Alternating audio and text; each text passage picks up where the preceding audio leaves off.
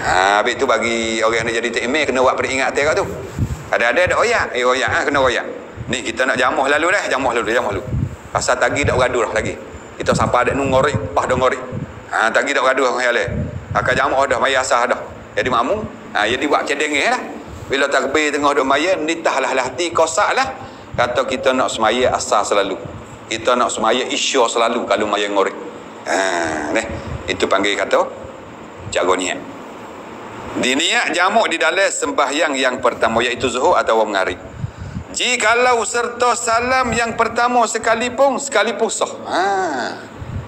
Kita salam Assalamualaikum, tengah kata Assalamualaikum, niat kau tu aku nak jamak asal dalam zuhur sah. Serta dengan salam lah.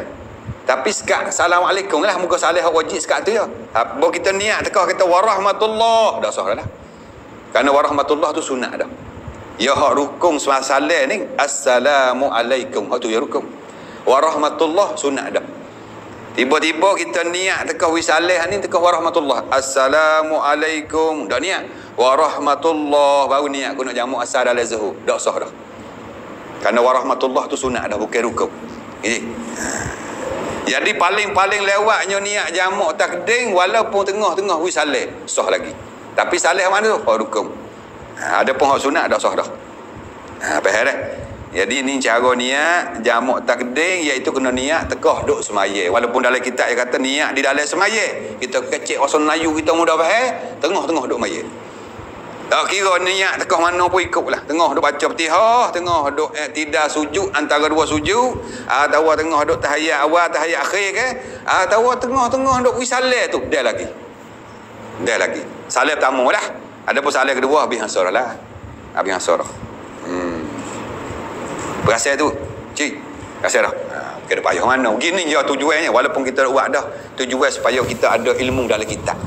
Bila kita ada ilmu dalam kitab, sikit lagi kita ajar orang. Dia tak kerti cara jamak. Aku tak ada lagi cara jamak. Tolong koyak. Kita tu ajar. Oh, bahaya lah. Dia boleh buat dengan ilmu kita ajar. Oh, pahala boleh nyokno kita tu. Ni orang panggil cara nego dengan Allah. Jadi niatnya jamak takdim di dalam semaya. Belum pada maya dak takbir lagi, dak sah. Dak sah. Mari pak, lagu mana ni kau mana? Kita jamak dah. Dia maya duk dia. Aku nak jamak takdim dalam zuhur. Dak sah.